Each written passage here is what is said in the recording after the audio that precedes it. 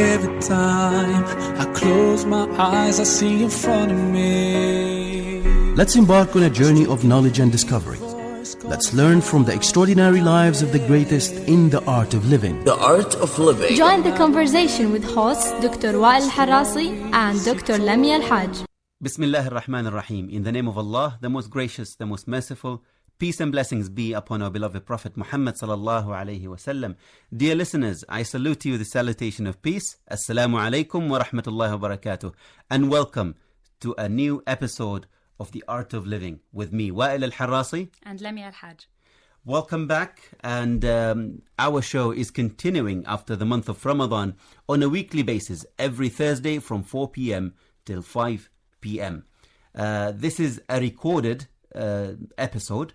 And all our episodes will be recorded. However, you can still continue and interact with us on Twitter with me and Dr. Lamia through our Twitter accounts.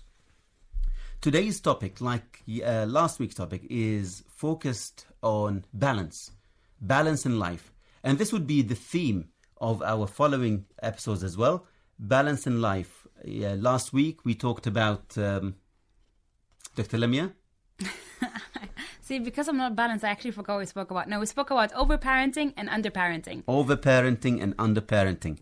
Today, we are talking about life balance and work. Work versus life balance. Mm-hmm. A lot of people might think, is this a real dichotomy? Is there really, are these two things against each other? Are they the opposite of each other? Work and life. What do you think, Lamia? Well, I think if you ask this in front of an audience of 1,000 people, you'll hear one unified voice of yes, because I believe with the current lifestyle of work and how we are working, that we actually, although it's supposed to be part of our life because it's part of our daily exercises, but I think somehow it's overtaking the other aspects of our life in such a way that now we have to put on either side of the scale. There's work and there's everything else in life. Why do you think that's the case? Why do you think that we have decided to choose and pick work only to focus on? Yeah. I mean, there is a lot of other things in life. There is health, there is family, there is social life, there is activities, there is hobbies, there is rest. Think about it. What's the thing that takes up most of your time on a daily basis? Sleep.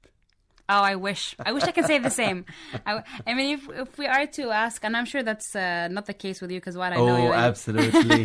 So I think it's because work is overtaking the other aspects of our life, and that's why we chose to discuss work. And this is not something that is, only in Oman or only in the Gulf. This is somewhere, if you just Google work versus life or lifestyle, you'll find loads of articles talking about work versus lifestyle, which means it's an issue. There is an issue worldwide of people not knowing how to balance work with everything else that they want to do.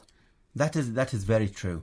I've come across a lot of statistics focusing on work-life balance and the effects of overrating work and focusing on work more than other aspects of life.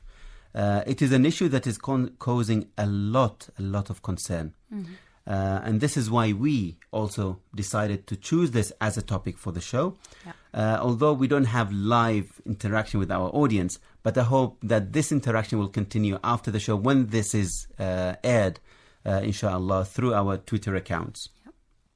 And maybe it could also generate discussions among themselves whenever they meet and decide on how to remediate the situation. If you look at work and how people perceive work, I think one of the issues that caused people to overrate work is the definition of success. Mm-hmm. People redefine success in a work-related term context, only, context.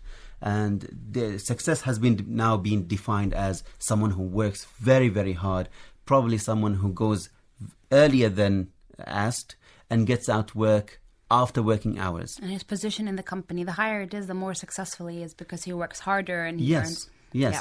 Regardless whether he is successful or he or she is successful socially or not. Yes.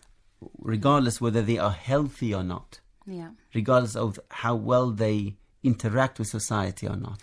I guess there's a confusion between success in your career and success overall? Yeah. Are you a successful person overall, or you're a successful person in terms of your career? Because, I mean, believe me or not, there might be a lot of people who are very successful in their jobs, very successful in their career, but have failed with their families. Or they have failed to take care of their body and soul. So they didn't strike that balance. So I think the successful person is the one who actually struck that balance between being successful at work and with everything else in life. Who would you think more successful in life? Someone who is successful in family and social life more than work? Or do you think you'd give more weight to work? Well, I guess it depends on the role of the person. I mean, this is just my perception. It depends. I would say, for example, a mother, it's by nature that a mother would want to pay more attention to her family, to her children, to her husband than to her job. She doesn't have to be the provider of the family. Okay, now, of course, I'm talking about when you have a family of a couple. Of course, if she's a single parent, then she has to work. She has no choice. But I'm talking where we have a family of a parent, the mother and the father. The provider is the father. So in my perception, in my view, the mother's role is to have, a successful family, to build a successful family. So for that, I would say that, having a successful family is more important than being successful at your job. But of course, ideally, is that if you can strike the balance between the two. That's absolutely true, Lamia. But one thing that I would like to probably make the listeners aware is that we are not experts in the field. We are discussing this because we are part of life and the work is part of us. Exactly. So we are just discussing our own lives and sharing our thoughts with you, hoping that you would share your thoughts as well with yourselves and your peers. The other thing is that we talk about work-life balance and success, bearing in mind our culture in Oman, that we are Omanis, and we are talking specifically about our situation in Oman. There are cultures where work is very important. Someone could commit suicide due to a failure at work, due to loss of a reputation at work. That is not the case in Oman. There are much more important things in life other than just work. So as you said, in some cases, even in our culture, work could be very important. In other cases, like the cases of mothers, the ultimate goal would be raising kids, the family foundations, as well as being a good, let's say, employee.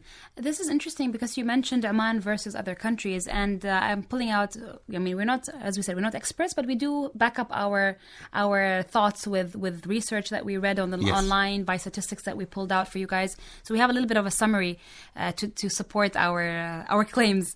So here, when you mentioned that, it depends on the countries and the nations, it's surprisingly, even in the United States, the study done by the National Life Insurance Company says that women in particular report stress related to conflict between work and family.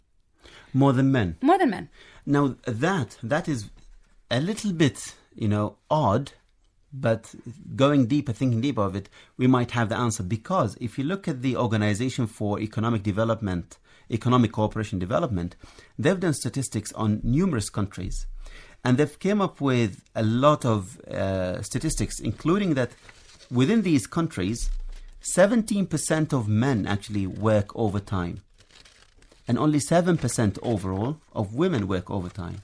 There are very specific countries where, for example, only 4% of the male workforce would work overtime, and only 1% in the same country would work overtime. So the trend shows that there are more it's the male who spend more time at work versus the females. Yet there is more women complaining of stress of work than men.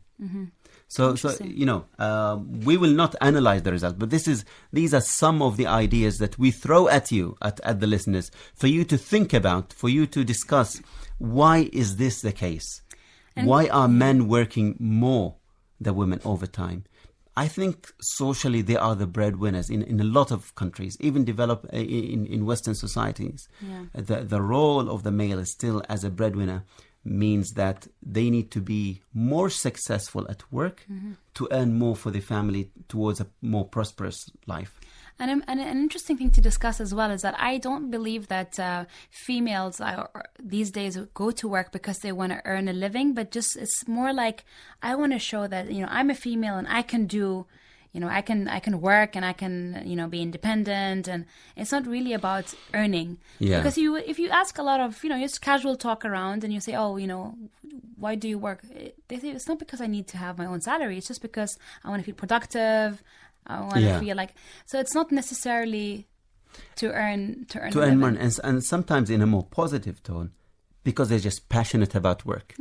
Just about passion. It's nothing to do with money, earning money. It's just about passion. That's the case with me, definitely. Okay. Because my husband says, how about, you know, you sit at home and I'll give you, you know, enough salary to do your shopping. I said, no, I love my job.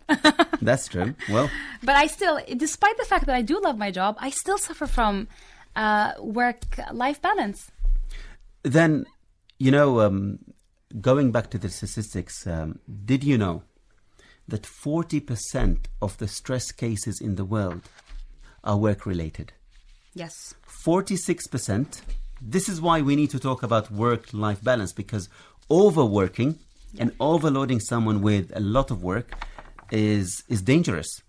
Not only the social effects are negative, but the health effects on a personal level is big. Yes. Stress is related to work. 46% of the stress is related to work. You have cardiovascular diseases related to work. Mm-hmm. You have headaches, unexplained headaches, more regular headaches are related to work. Sleep deprivation, even sexual health issues are related to work. Mm-hmm. So people are overrating work, overloading themselves with work, and the consequences is that they are becoming less healthy, and it's affecting the immune system. Mm-hmm. A lot of people suffer from very weak immune system. Mm-hmm. This is something that I've been discussing with people very recently. Now, if you see how many people at work who suffer from, you know, a little bit of cold, a lot of people in this... There's always somebody sneezing down the corridor. Absolutely. And if you ask, why is that? They say, oh, the weather changed. Just the slightest change from summer to winter, from winter to summer, although the change is not massive in Oman, but immediately people will say it's just a change of weather. Sometimes it's just simply exhausted. I mean, when I get sick, it's simply because I'm exhausted. If I have 2 or 3 days where I don't sleep well because I had a lot of work on those 2 days and come back home, then I have my, you know, family commitments, I fall sick as well. Yeah. Because the immune system, your body gets tired. It needs to rest. Yeah. We need, not only that we need to rest, but we need to tackle this issue much more seriously. And we shouldn't wait for organizations or the government to tackle it. This is a personal, individual responsibility to strike that balance. In Japan, unfortunately, we don't want to allow it to reach, the status where countries like Japan has reached, where they have even a term called karoshi. Karoshi means death from work. My goodness. Death from work overload. It even has its own individual term because it is so common. It must be common, yeah. It is so common in Japan. We don't want to reach that state. Of course, we want to be as successful as the Japanese, as advanced as the Japanese, but not to do it, to overdo it. We need to learn from the mistakes of others. I've been there, and a lot of people complain that they hardly ever have a social life.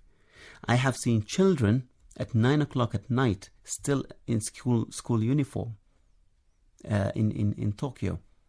So to avoid all of that, Japan is doing something. For example, you have large corporations like Toyota.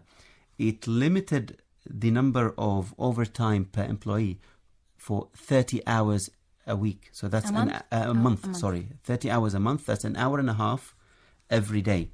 So at 7 o'clock, there are public announcements at some of the buildings reminding employees that you need to go home, you need to think of your health rather than thinking of the work. That shows the role of the organization. That's a very good example, because I was going to mention something called, there's an ideological norm of the ideal worker. In a lot of societies, they define the ideal worker as a person who spends most of his time at work and he puts work before anything else. Yeah. And they make it sound like it's a positive thing. Yes. And that ideological norm is actually a negative one, because they're linking a successful person to somebody who commits to their work above everything else. On the contrary, you have these such organizations where sending a clear message to their employees that no, your health is more important and your family is more important. Yes. And so they have this technique or this method to remind their employees of such. Another technique notices. they're using is that some of the corporations say you have a no overtime day. So probably 1 day or 2 days a week where employees are not allowed to take overtime.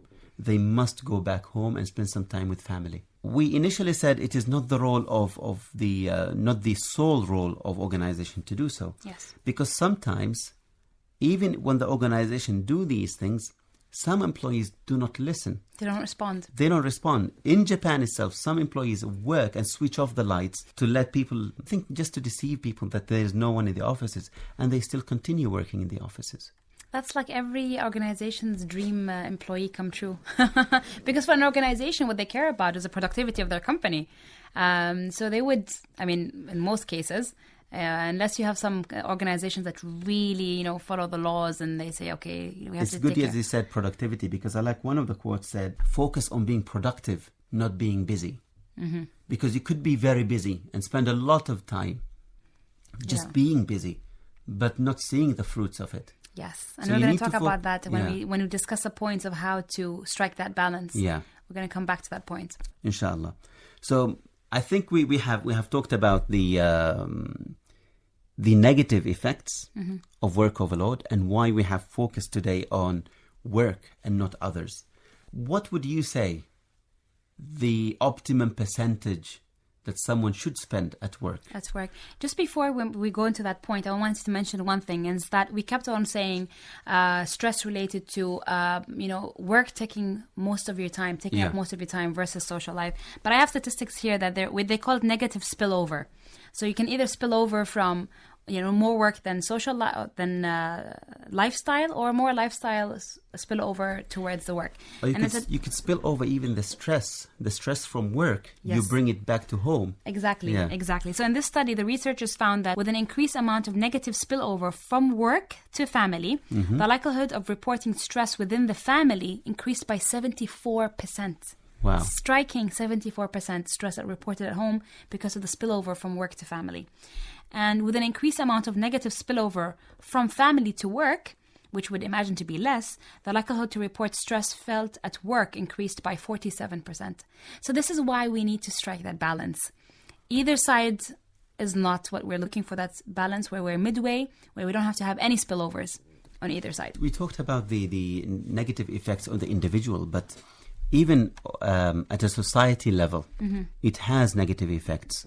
Again, if we go back to Japan, if we look at the fertility rate, the fertility rate is much below average because of work. Does the research actually say that it's because of work? Yes, it's a very specific research work done by OECD. In Japan, the fertility rate among the contributing countries in that research is much lower. It's actually the lowest, 1.4, compared to average of 1.7. That's very interesting. Do you think that's similar to, is that why we see an increasing trend of having smaller families in the new generation, even in Oman? Yes. We don't see many families who have 8 or 10 kids anymore like it used to be in the past. They're all limited to 2 or 3. Maybe that can be one of the aspects or one of the reasons, because people are very busy in their career and focus on their career. And they worry too much about having big families and how they're supporting it and how much time they're going to spend with them. Yeah. So they decide to have smaller families. I see this as one of the negative impact of opening up to the world, where people started worrying about things that we never worried about. But somehow we have imported these worries from other nations. The good and bad. The good and bad. We shouldn't worry about providing to our children. I can't remember that any of our parents ever worried about providing for us. We will share whatever we have. We don't have to set ourselves a very specific limit. I would like to live by this standard only. But actually sharing whatever we have makes life much more beautiful and much more comfortable. And that in itself is success in life. Being content and being happy with what you have. Being content, exactly. Rather than just wanting more and more and more. Wanting more and more and more. And you might live a very good life, but you only have maybe a child and you stop. Yeah, but you want to focus on your career. In some cases, people don't even want to get married. And there are cases even here in Oman who don't want to get married because they want to focus on work, on career. Yeah. To them, that is much more important. If you look at the social impacts of a couple who are working and both are very busy and both want to be as successful, and maybe there is a competition between the husband and wife wanting to be very successful at work, what would that... what are the implications on the children? Yes. If they have children, what would impact be on them? We start, sometimes, not always, we ignore our children. What would be the impact of overrating work and spending more time in work rather than spending with the children? Yes. How would the relationships between children and fathers be? Let's focus on fathers more, because I think the majority of the statistics says that it's actually fathers who spend more time at work. How would the relationship with children be? We will be knowing less about our children, about their hobbies, about their school performance. When they become teenagers, they become much more disconnected from us as parents. Yes. Because they've never spent any time with us to build that relationship, that trust. They become teenagers, they might mix up with the wrong crowd, and then by the time we realize it and we want to refocus again at home, it's too late. And we start asking the experts, how can you help me? Well, unfortunately, I can't. Yeah. Yeah? Yes. And you need to start working on your family and prioritizing. Yes. I need to take a second here, and if you allow me, I'd like to send a message to my dad. Because my dad, I would think that he's one of the people that I look up to, that he struck that balance. My dad was very successful in his career. He has always been very successful in his career. But I remember all the moments that my dad spent with me as a child, taking us to school, spending activities with us, going swimming, taking us to the park. And yeah, as you said, that built that connection and that built that relationship. And I think that also influenced me as a mom, as a parent. Because when I go to work and I think, oh my God, I'm stressed at work, and I think, okay, I do have 2 kids waiting for me at home. Yeah. And they have a right on me as a mother, and I need to just stop and go back home and spend time with them. So I salute my dad out there, and I just wanted to say a big thank you. And probably this is a message to all the listeners that we need to think back of how our parents were with us. If the example is really good, then we need to take it further. If the example is not an ideal one, then we need to learn from it. Because if it had any negative impact on us, we shouldn't carry that forward, carry the negative impact to our children. Exactly. We need to stop it. Yeah. So this is how we stop the bad behavior to create a balance. Going back to your question 10 minutes ago. Allocate specific time for work. Yes. How much time do you think we should spend at work to be able to strike a balance between work and life? Well, I don't know if we actually have control. It depends on the job. For example, I would say teachers have, they work from 7 to 2. Teachers on the university would work from 8 to 5. People in companies will work different hours. But I think it depends on the number of hours allocated. It's normally around 8 hours a day. 8 hours, yes. But then you have 8 hours for work. And then you have 5 hours for sleep. Some people sleep 6 hours, 7 hours. And then the rest of the day you want to allocate between yourself, your children, your husband, social activities, spiritual things, and also serving the community if you're into community service. So Okay. how can you fit all that in 24 hours? Let's say 8 hours. 8 hours a day we work. Okay. So, and we work 20 days a month. That's five days a week. 5 days into 8 hours. That's 40 hours. 40 hours. Let's say 40 hours a week multiplied by 48 weeks. We have 52 weeks a year. Yeah. Let's say we Annual work leave. annual leave, etc., sick leave. So 48 weeks. We have 1,920 hours. What is the percentage of that compared to the number of hours in 1 year, which is 8,760 hours? It adds up to 22%. So if you work 8 hours flat, you spend 22% of your life, of your time in your career and trying to pursue your ambitions. It's amazing because it feels much more than 22%. It's Maybe- either that I'm spending a lot of time, more than 8 hours a day, or it just means I'm just too stressed thinking about it.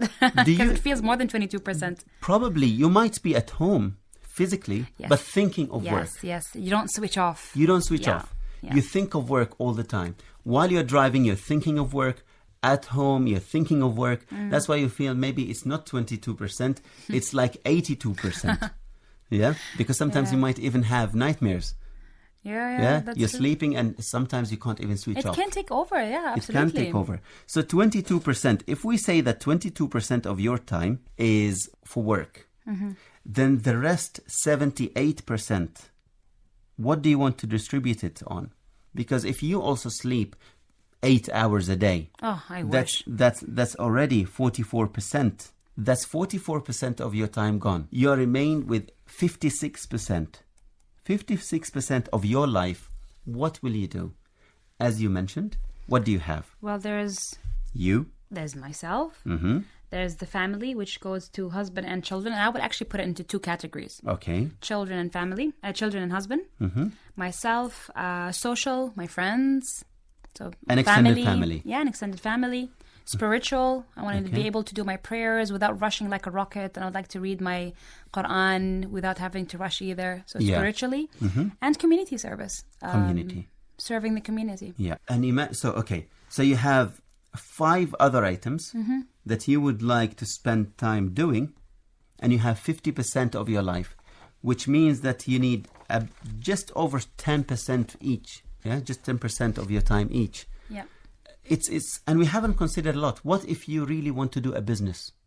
What if you want to establish a retirement fund for yourself? Yes. Because just working your 8 hours a day might not guarantee a good retirement fund. You might want to do some sort of business and allocate some time for that, other than community voluntary work. Yes. So it is quite a lot. And if you consider family, it's easy to say 10%, but is it really enough? Because the type of activities that fall under family are quite a lot. Yes. I want to spend quality time with my wife. And then there's homework time with the kids, and there's Homework time, playtime with the kids, playtime. preparing for bed, and It's there quite goes your a day. lot. Yeah. And not only homework, what about the things that you would like to teach other than homework? It's quite a lot, and it's very draining. It's quite draining trying to do all of this. Social. Now, could you please elaborate more on social? Because it's sort of blurry nowadays. Social used to be going and physically meet people. Yeah. And today it's WhatsApp and Twitter. Not referring to that. I mean, if anything, we need to discuss that, by the way. Wow. But I was talking about, I would like to have more time in social, real physical, meeting people, going out there, having coffee with my friends and catching up with them more often. Meeting my family, extended family, my uncles, my husband's family. We used to do much more of it in the past. I mean, I can see the trend. Yeah. I've been married for almost 13 years, and I can see the difference. You know, the first 5-6 years, I used to go literally from one house to another. And then when we finish the round, we start again. And now months and months pass by without us going anywhere other than our parents, our direct parents, like my parents and my husband's parents. And the excuse is, we don't have time. Money rich, Well, I'm not time really poor. money rich. Say But alhamdulillah, you have enough. You have enough. So, money rich, time poor. Yes. We don't have the time because we haven't struck a balance in our life. We spend a lot of time making money and we don't have enough time to spend it. Yeah. Like the people who work so hard to get money, but they can't even go on holidays because they're still busy making more money. And I remember a quote, a very good quote that says, "Do not spend all your time making a living and forget to make a life." Making a life is very important. Yes. And I think this summarizes a very important thing about success when we said, what is the definition of success? Yeah, success is about making life and not making a living. Making a living is only one tiny little aspect of it. Yeah, it's supposed to be a reason for you to have a better life. Yes. Yeah, and a it's lot like of people that I really know, they don't even have time to go for a vacation. They make a lot of money. They enjoy their careers. But what about rest? No time. Some families even focus, some families, they go to vacations without their father because their father is busy working. Wow. Yeah. So we need to be very careful. Yeah. We need to be very careful. and think of our priorities in life. What actually we want to achieve in life? How can we really strike that balance? And I think starting from specifying 22% of your time and sticking to it, if you really want to exceed that, do not exceed more than 25%. Now, if I say 25%, that's 9 hours. Just a little bit, just over 9 hours. Yeah. But let's say for easy calculations that you do 9 hours a day. Yeah. Then that is already 25% of your time. That's a quarter of your life. Yeah. Exceeding that every day, I think you need to rethink very carefully your priorities in life.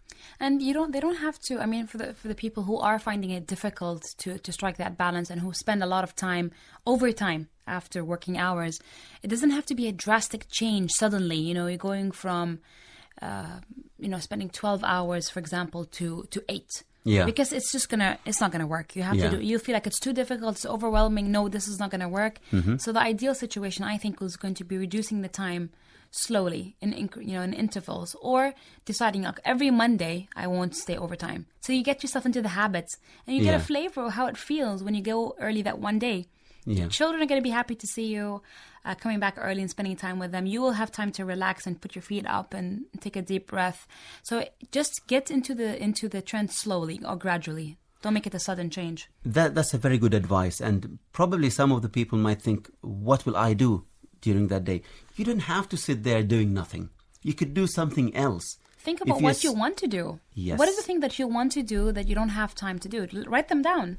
Yeah. What are the things that you always wanted to do? There's always, I mean, if you ask anyone, what is something that you wanted to do but you don't have time? I'm sure some people will have, if not a list of things that they would like to do when they have more time in their hands. Yes.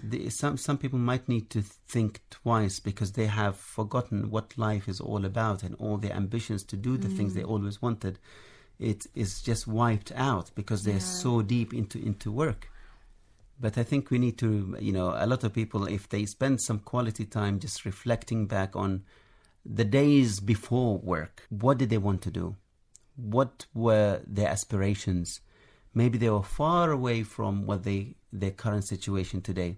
Yeah. And here we would like to, mention a strategy that we think that could work for people who like to shift from the current situation where they're overloaded with work, or they're overloading themselves with work, into a much more balanced state. So we're going to talk about how to be able to balance. How to balance. In our limited knowledge. Yeah. Well, the first thing is, I think you need to do an assessment of where you are now. Mm-hmm. You need to do an assessment of where you are now, and do an assessment of where you want to be. Mm-hmm. So, and I think visualizing is a very good tool. Yes. Visualize it. If it is very difficult for you to think of how you spend your time, bring a notepad, a scrapbook, and start writing. Yes. What do you do? What time do you wake up? What are the things that you do on a daily basis? What are the things that you do on a weekly basis? So write down a typical week. A typical week. A typical week. As it is, not as you want it to be. So as start it off is. with first, what is your current lifestyle like for the whole week? And write it down. Write it down, visualize it, look at it, and then think, is this what you want? Or is it what you have to do? What if it has a mixture of both? Well, we'll talk about that later, yeah? But one of the most important things is to visualize your current status. Mm-hmm. How do you spend your time? Are you happy with the way things are? Are people around you, people who really matter, are happy with how things are? Because it's not all about you, but it's about the community and the close people around you. Your parents, your children, your other half, whether you're better half or you think you are the better half, it doesn't matter, okay? But think of the people around you. Yeah. Are they happy? Once you have done that, visualize how you really would like your life to be. The ideal life. Weekly schedule. And I remember Rahmatullah alayhi, Sheikh Khalfan al-Aisri used to always say that, this is a very important tool, visualizing things, writing them down on a piece of paper. Yes. It helps clear your thoughts, because once you start writing them down, you might realize that you're doing more than what you think you are doing when you start writing them down, because you get into the details, and you'll be surprised when you finish your schedule. You'll be like, oh my God, I'm doing all of this.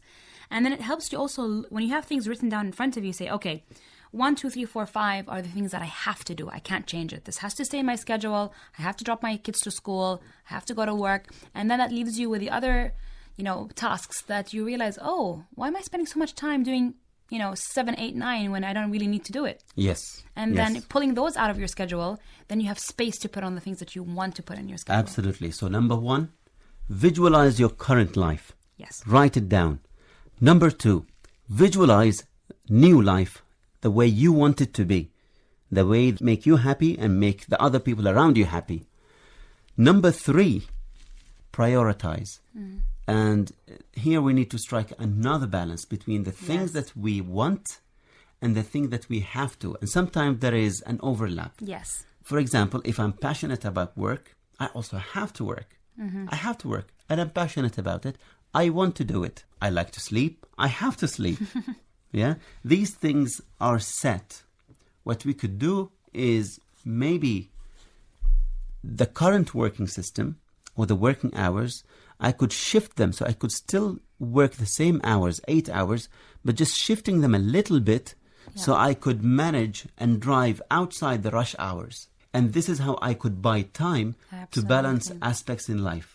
And also some people are much more productive very early in the morning. So they actually go to work before the working hours when it's very quiet, there's nobody in the corridors, and amazing how much work you can get done.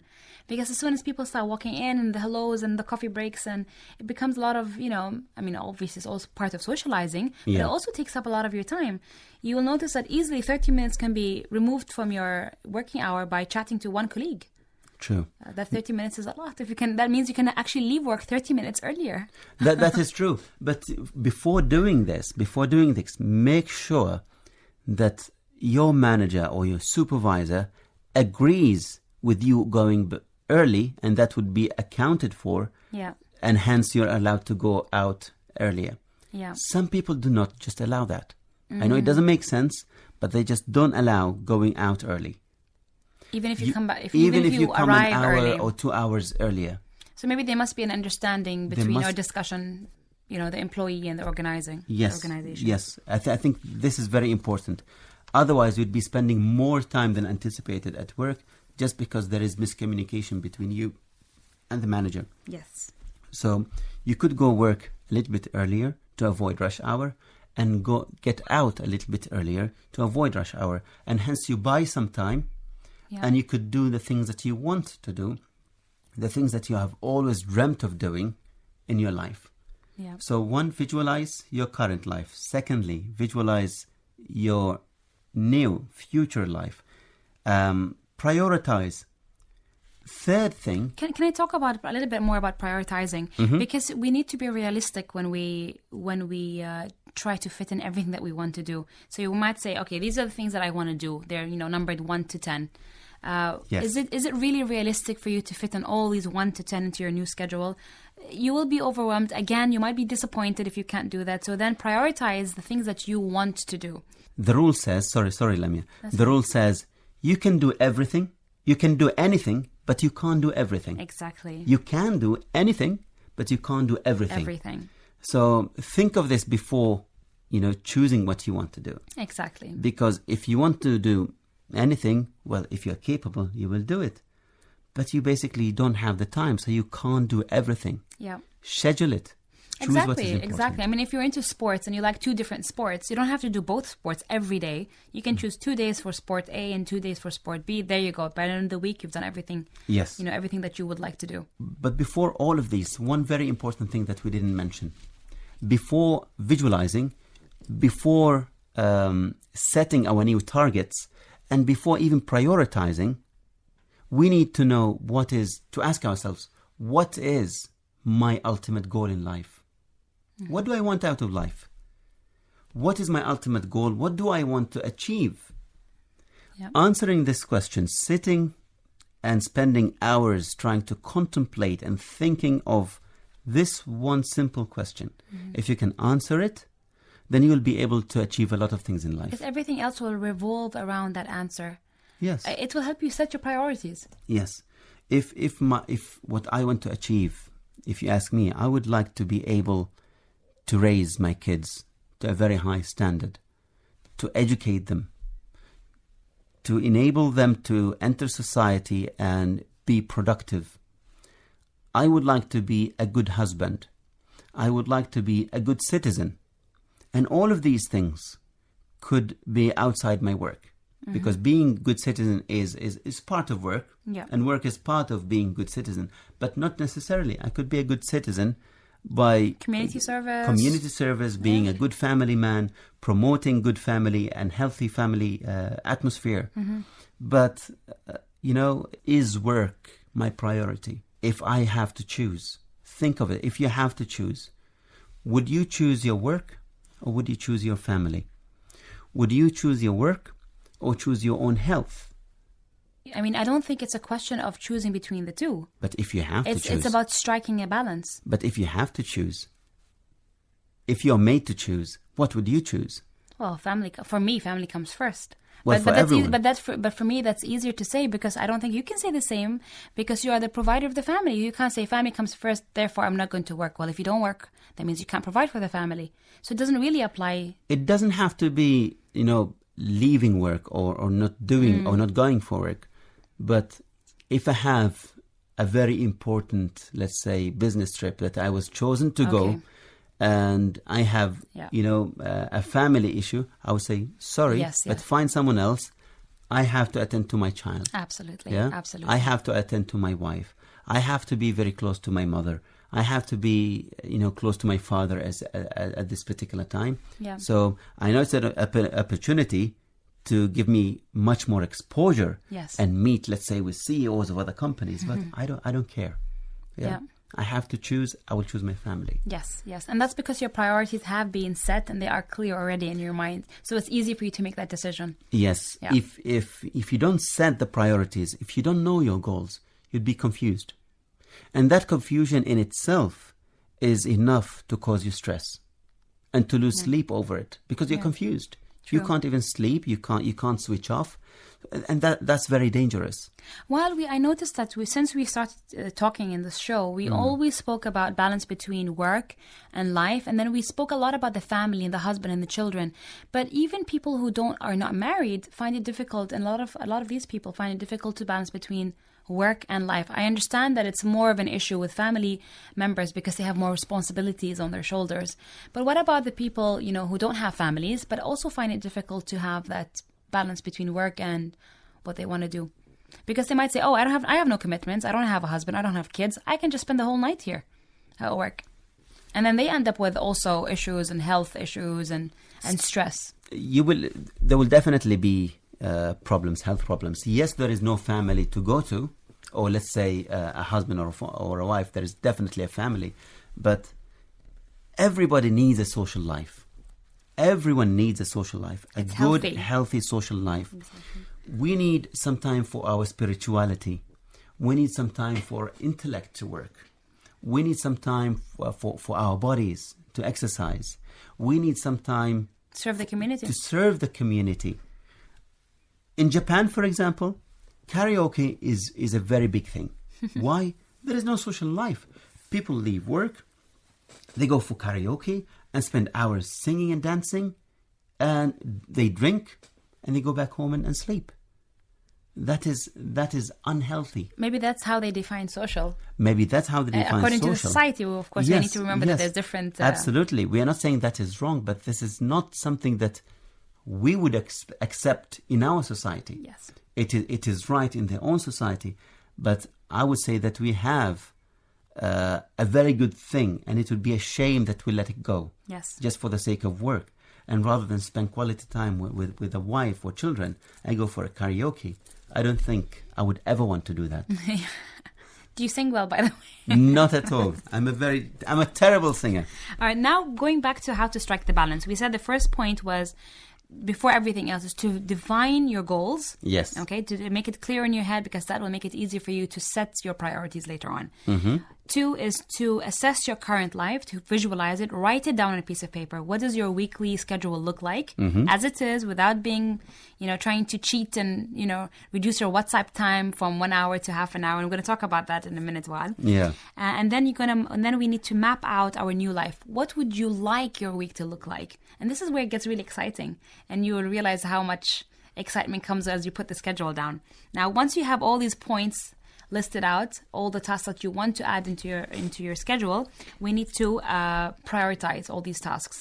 Number them from 10 to 1, from most important to least important, and make sure you put those most important ones into your schedule one way or another. Yeah. Now, in order to do these 4 steps that we spoke about, I think the role of your partner or spouse is very important. Yes. What do you think, Wael? I think especially for couples who both work, cooperation is very important. Yes. They need to cooperate. They need to take turns. Share responsibilities. I don't have to be with the kids every day. Sometimes I really can't do it. So I need someone else to do it on my behalf. Sometimes I can't do the chores myself. I need someone to take over. In order for me to be able to strike that balance in life, we need to cooperate. Yes, we need to share the responsibility. Even if the wife doesn't work, the father or the husband needs to come sometimes and take over some of the responsibilities. Of course. Because not working is not very accurate, because a wife at home is really at work at the same time. Absolutely. I think it's a tougher job than going to the office. I can't do it, really. I'm not prepared. And even if I prepare myself, I don't think I'll do a good job. Yeah. And because it takes a lot of skill, and patience, multitasking, which I really don't have. I have none of that. That's a very important point. Sharing the tasks between the parents.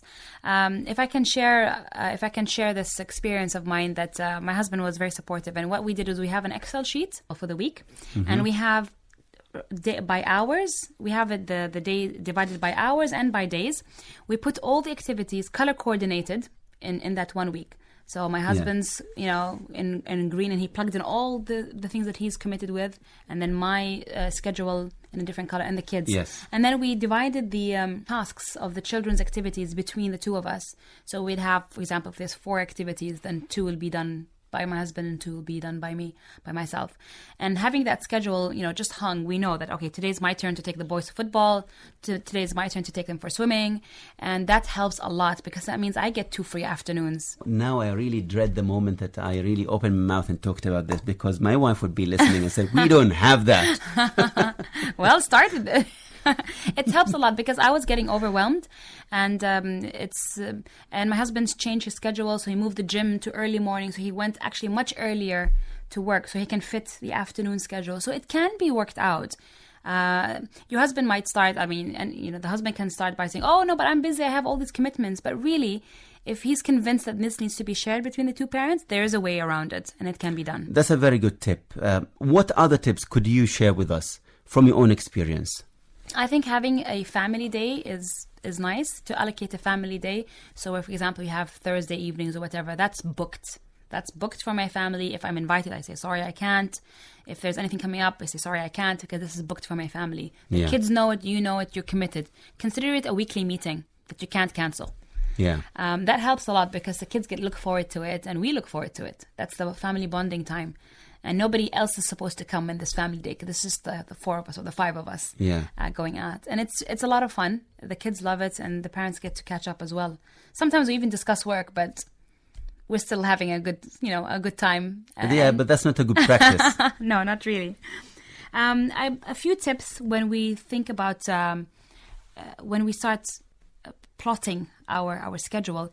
A few tips is to make sure you build time into your they call it downtime into your schedule, which is time where you do something very relaxing. You chill, basically. You call it chill. It's time with your friends. It's a date night with your husband or wife. Something that you enjoy doing. You have to make sure that you put it. Don't make it all full and packed with activities and tasks that are somewhat boring to you. Make sure that you have some fun time in there. It's healthy. It's healthy. In short.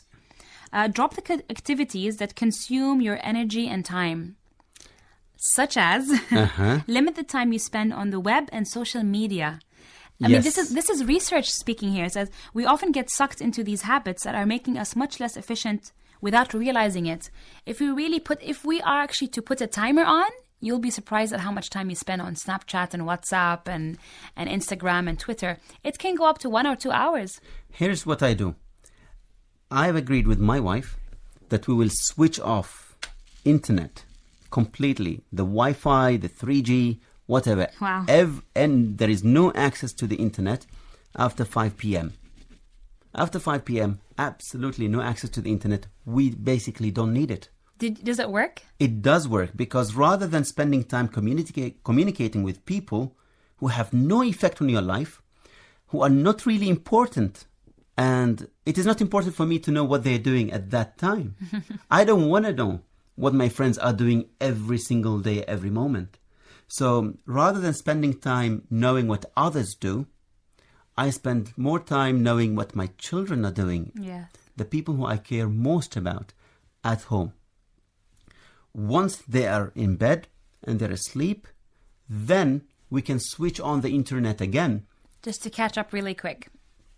On the important stuff only. Fantastic. Now, catching up doesn't mean that, I would like to see what's in WhatsApp. Not for me. WhatsApp is not important at all. At all. No matter what happens in it, I really don't care. Because that is not part of my life. What will it add to me? How will it contribute towards my ultimate goal that I have set myself? Absolutely nothing. If there is urgent and important thing, then they will communicate either by phone or SMS, but not the internet. I should try that. I think it's a very good thing that I have tried myself, and it works. Yeah, I think so, because I noticed from my personal experience that when I do say, I'll just check just 5 minutes, that 5 minutes easily extends to 1 hour, because you have video clips. One video clip can be 10 minutes. Yeah. And even if it's educational, but still, that's taking up a lot of your time. Yeah. And if you're really interested about a specific thing, then you can just look it up whenever you have your free time. So I do agree with you. Social media takes a lot of time, and I will definitely try your technique of having specific hours where this is blocked for, no social media. It's copyrighted, so you'll have to pay me. Pay for it. Okay. Another point is rethink your errands. A lot of people are busy. You can think of the tasks that take up a lot of your time that can be outsourced. If you don't have a nanny, for example, you can send your clothes for ironing at the ironing shop. You can get a gardener to do your garden. You can. You were mentioning an example before when we were discussing Wa'il. If you have, you could hire a public relations officer, a PRO, to do some of your work, rather than you going to, to the ministries and do this and do that. You could authorize someone to act on your behalf and do these things, because these things take a lot of time. Yes. Yeah. And you will not be productive at work because you'll have to be out of work for many hours. Yes.